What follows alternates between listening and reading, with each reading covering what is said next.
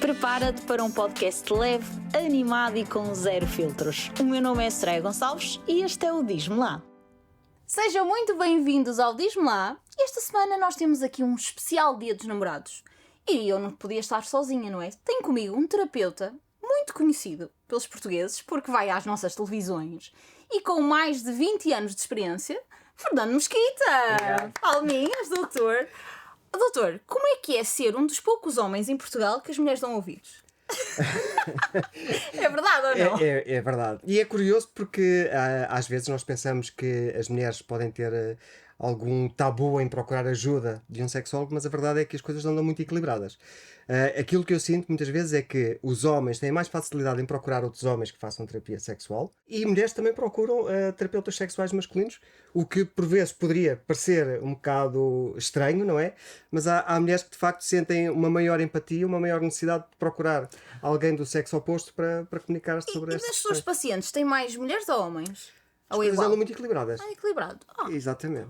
Não esperava, sabe que achava que... Não sei porquê, tenho esta ideia que as mulheres até que são mais abertas a pedir ajuda, a procurar... As coisas andam muito equilibradas. Agora, uma coisa é verdade, é que um homem, quando tem uma dificuldade sexual, tem muito mais dificuldade em procurar ajuda.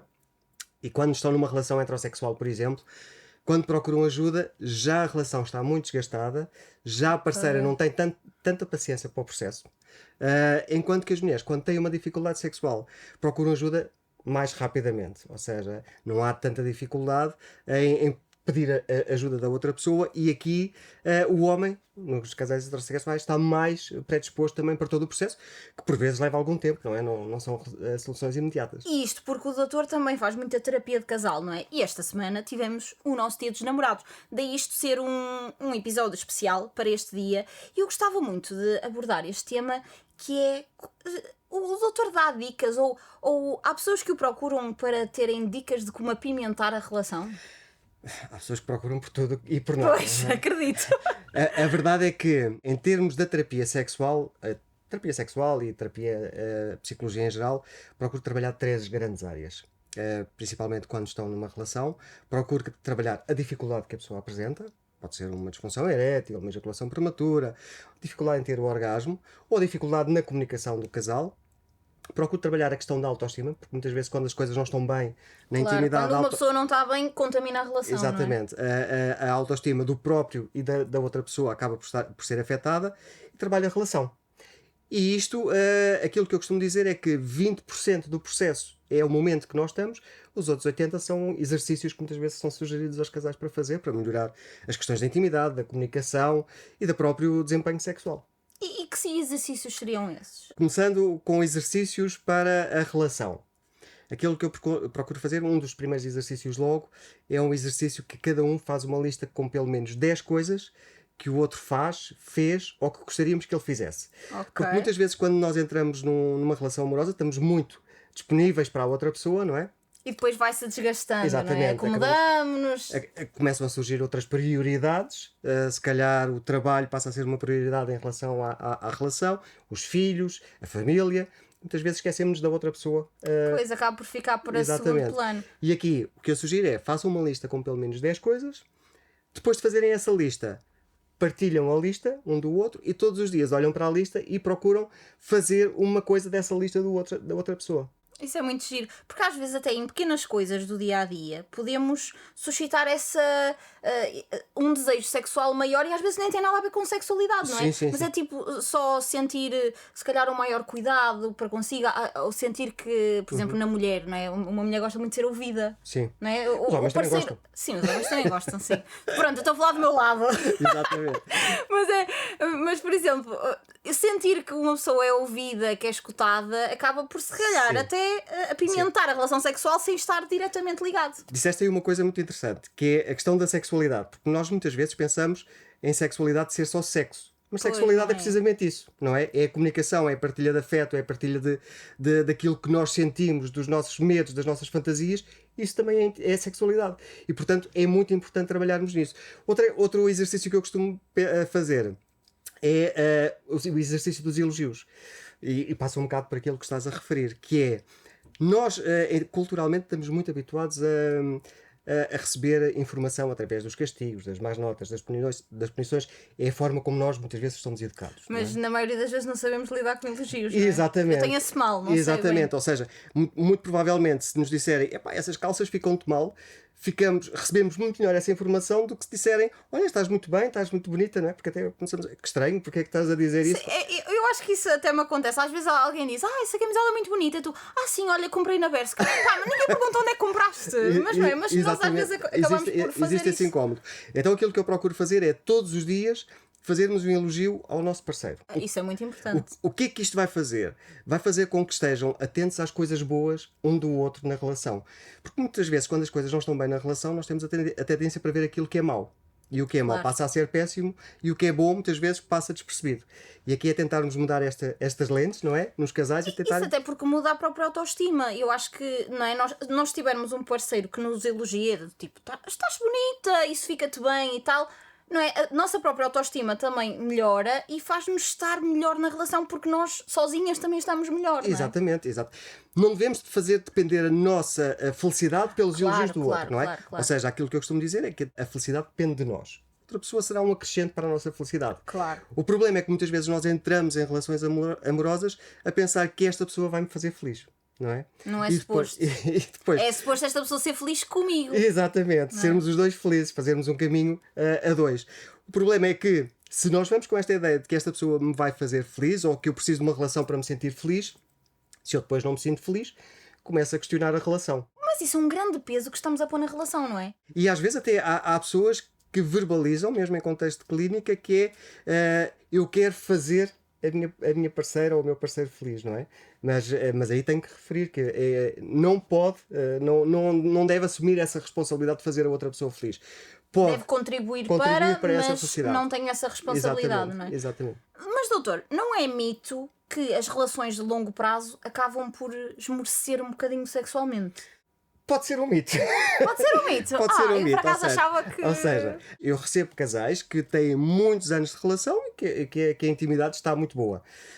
Depois temos outros que, eventualmente, fizeram a tal questão de ter outras prioridades para cima da relação e que as coisas foram esmorecendo.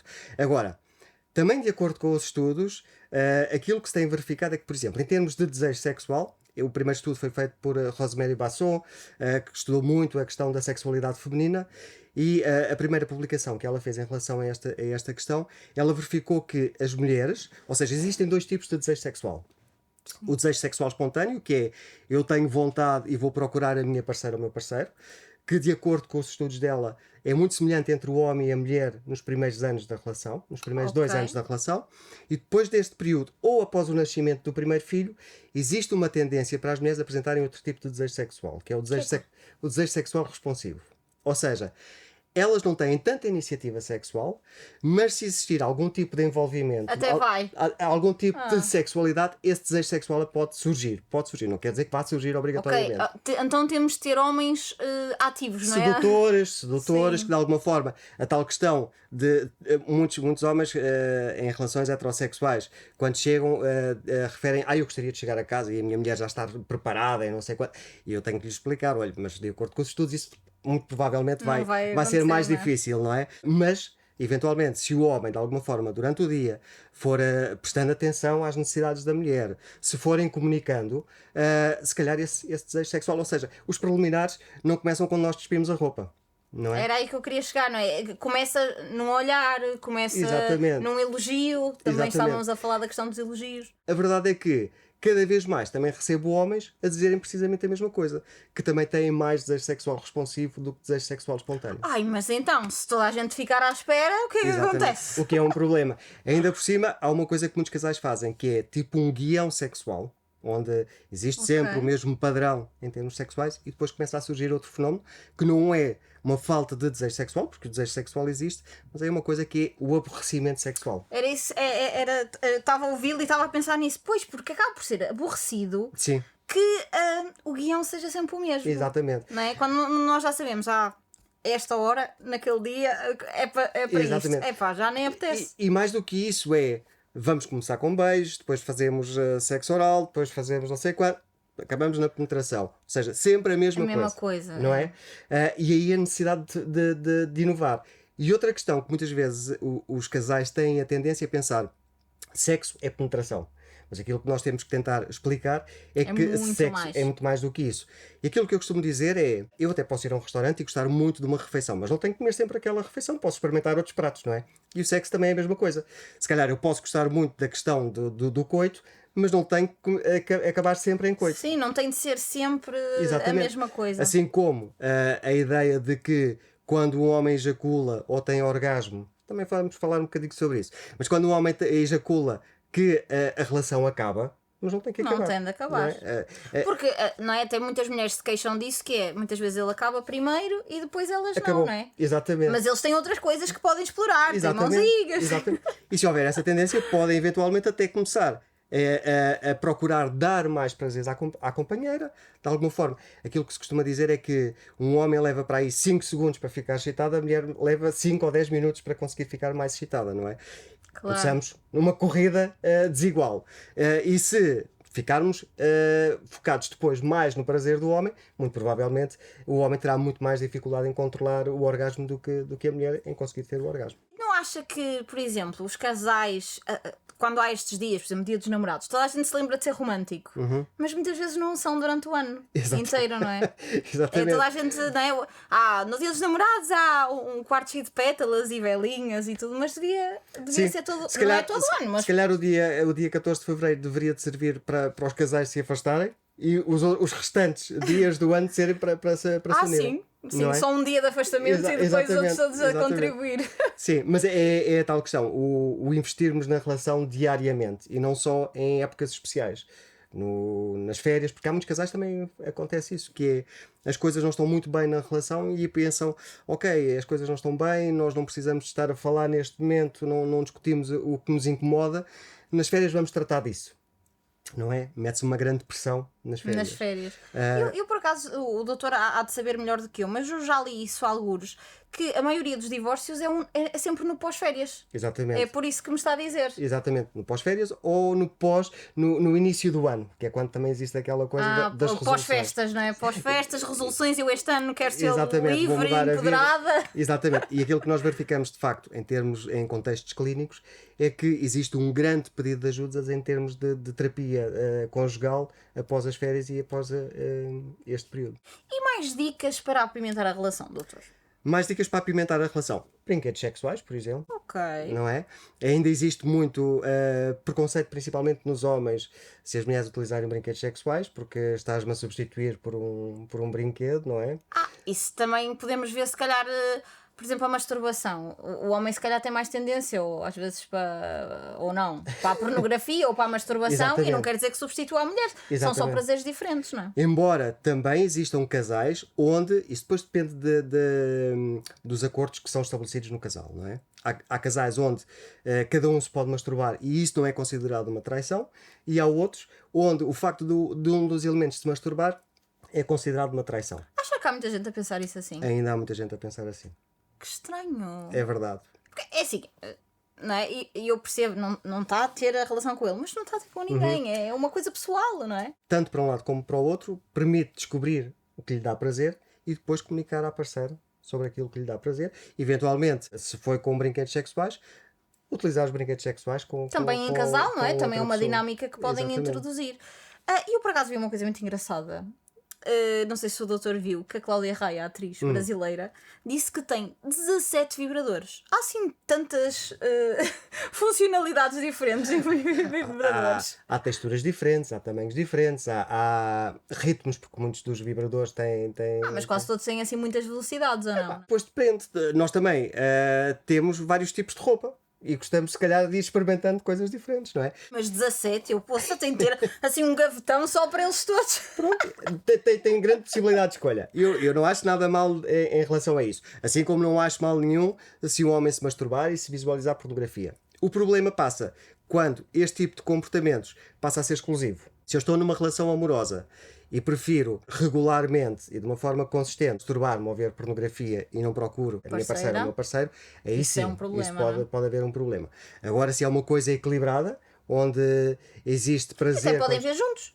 não é? Até podem ver juntos e É uma isso das também sugestões. apimentar a Apimentar a relação. relação. Muitas vezes, quando existe uma diminuição do desejo, ou quando não existe desejo sequer nenhum, há aqui muito associada a questão de fantasias, não é? Ou seja, o nosso cérebro acaba por ser o nosso vibrador. É o vibrador da mente, não é? E quanto mais eu fantasio, quanto mais eu penso em sexo, mais vontade vou ter de ter sexo. Sim, eu também acho que é muito isso. Eu acho que quanto mais nós temos, mais queremos ter. É. Não é? Aquilo que eu costumo dizer é que, ao contrário da fome, ou seja, se eu não comer, vou ter fome e vou procurar comida, o sexo funciona de forma diferente. Quanto menos eu faço, menos vontade vou ter de fazer. Quanto mais eu Concordo. penso, quanto mais eu faço, mais vontade vou ter de fazer. Daí, muitas vezes, também acontecerem as questões da dependência sexual. Onde, por exemplo, mais nos homens, encontro pedidos de ajuda de pessoas que se masturbam, por exemplo, 7, 8, mais do que 10 vezes por dia. Exatamente. Por mim, não há problema nenhum. O único problema é É se esta quando isso frequência está acaba. a estragar o seu Exatamente, dia a dia, não é? exatamente. E aí as pessoas procuram ajuda porque ou tentam, de alguma forma, deixar de ter este tipo de comportamento, ou este comportamento acaba por afetar a sua vida social, profissional e familiar também. Aí temos um problema e aqui podemos fazer algum tipo de estratégias para a pessoa diminuir este tipo de comportamentos. Uma coisa que também pode apimentar, também assim um assunto recente, é assim uma bruma íntima, não é? Cristina lançou o seu Sim. pipai ou pipi ou coisa.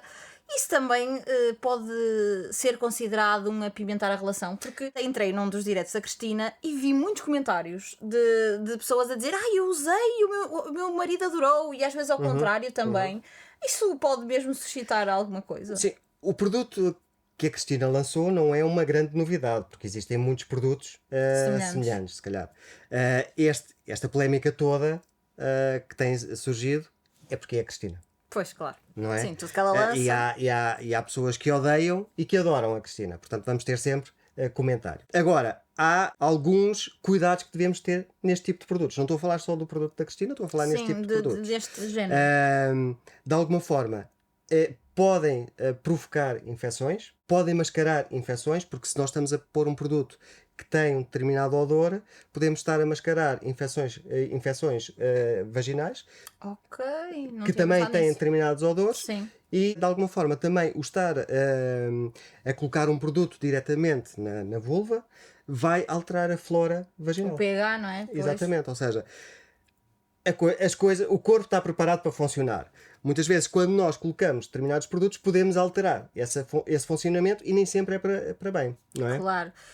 Mas digo isto numa de explorar também os diversos sentidos, porque às vezes os brinquedos ou este apimentado de relação também é giro.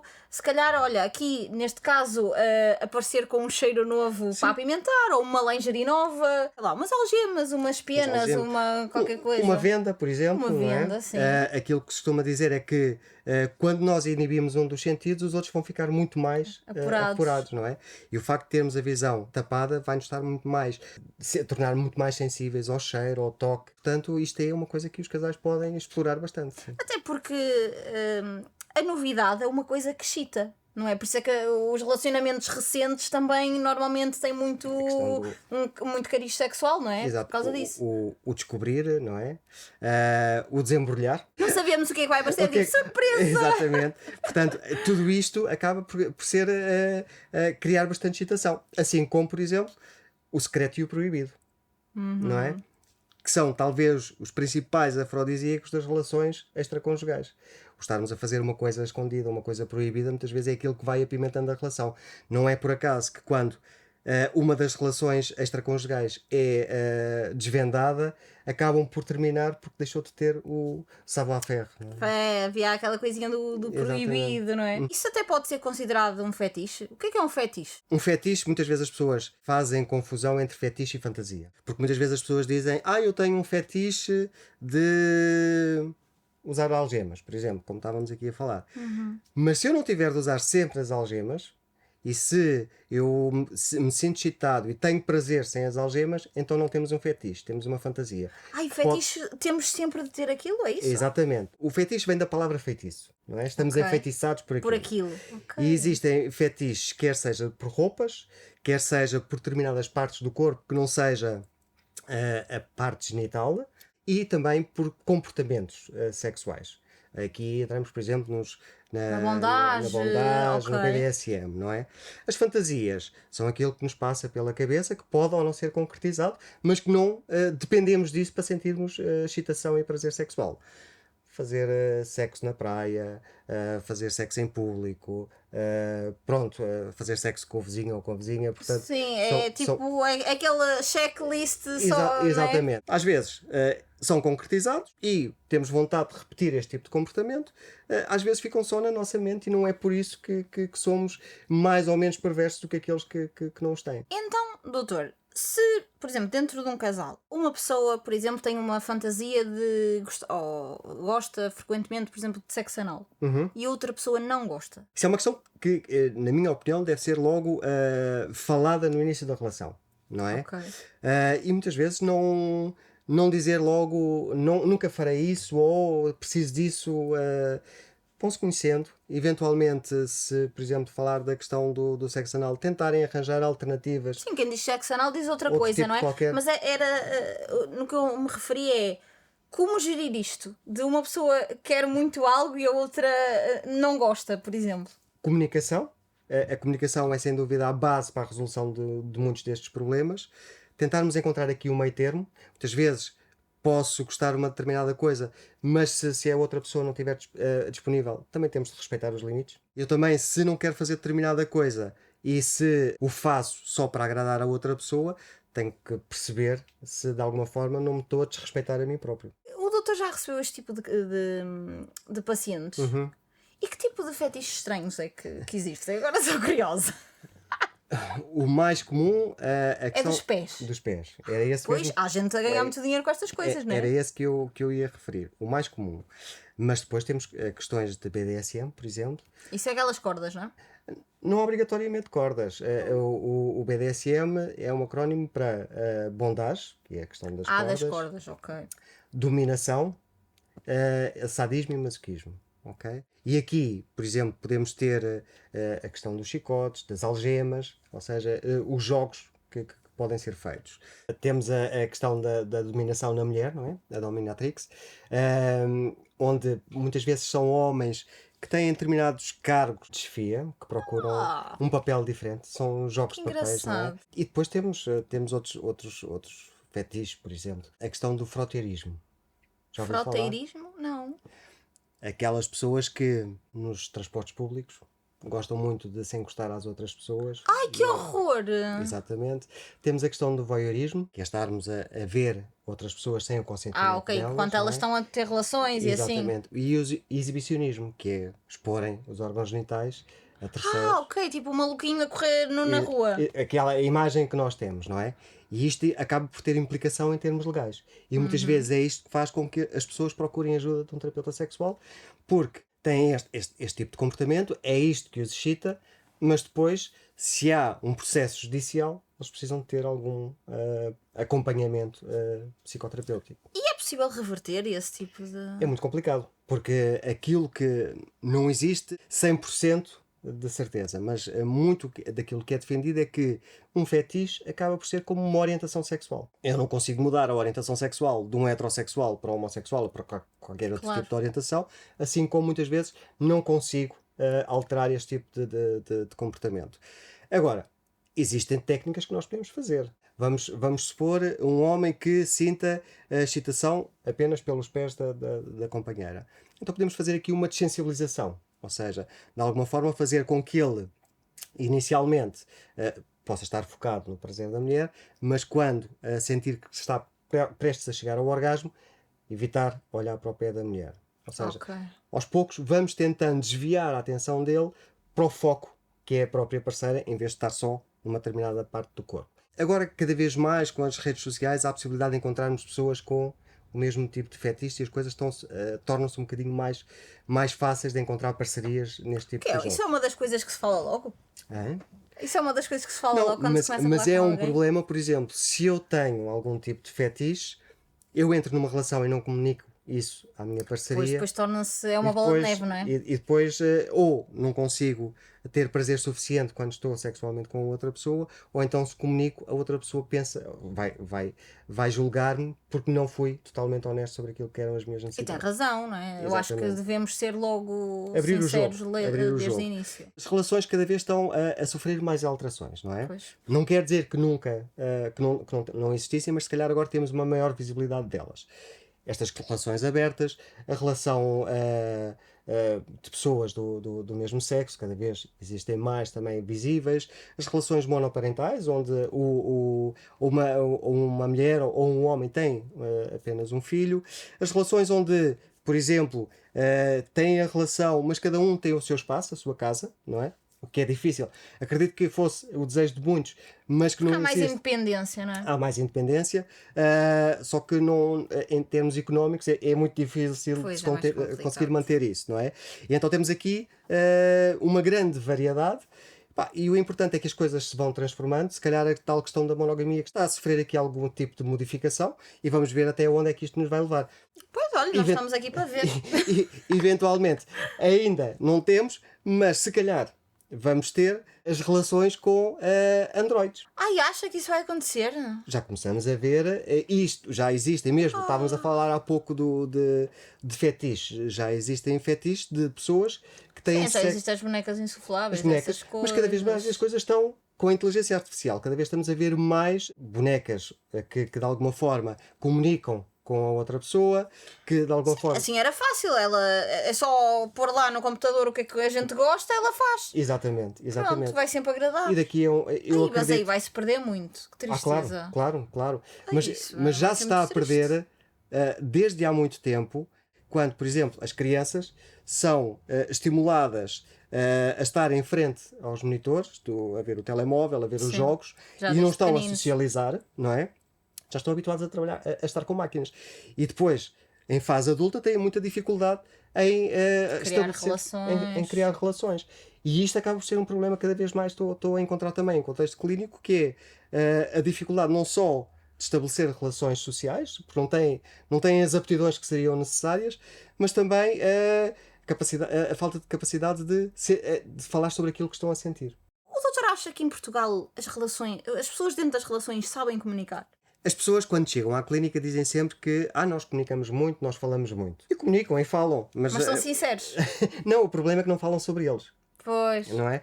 Falam sobre os vizinhos, falam sobre as notícias, falam sobre o cão, mas não falam sobre aquilo que Sobre vai. o que sentem, não é? O que vai cá dentro.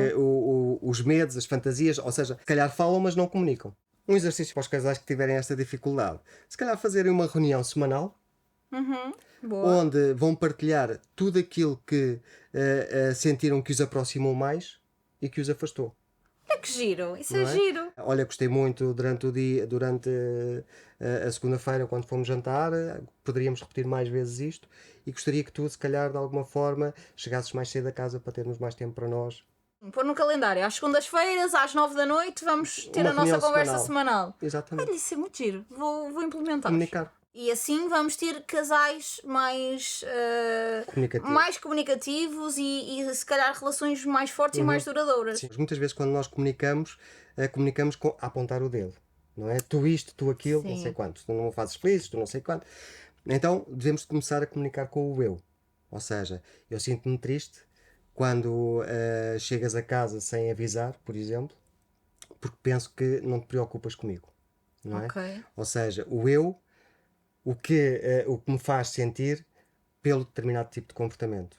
Quando nós começamos a comunicação com o eu, torna-se muito menos agressiva, ou a sensação de menos agressividade, que vai fazer com que a outra pessoa esteja muito mais empática àquilo que é os nossos sentimentos, do que se nós dissermos tu isto, tu aquilo. Senão nós achamos já me está a acusar, não estou para isto. Entro logo na defensiva e vou atacar também, não é? É muito complicado, mas nós hoje demos dicas preciosas. Eu espero que sim. Preciosas para as relações desse lado continuarem de vento em polpa. Doutor, muito obrigada por ter vindo. Obrigado Gostei pelo convite muito. também. Olha, eu até vou deixar aqui no ar. O que é que acham de haver aqui uma rúbrica do doutor vir cá de vez em quando abordar uns temazinhos? Combinado. Olha, está aqui, combinado. Se vocês gostam da ideia, também podem deixar aqui em baixo um comentário. Já sabem, nós estamos aqui no nosso Sound for Studio. Se precisarem de gravar jingles, bandas sonoras, gravar músicas, podem sempre... Vou deixar aqui a página deles para os contactarem e perguntarem tudo aquilo que quiserem. Já sabem, sigam a página do Diz-me Lá e para a semana a mais. Tchau!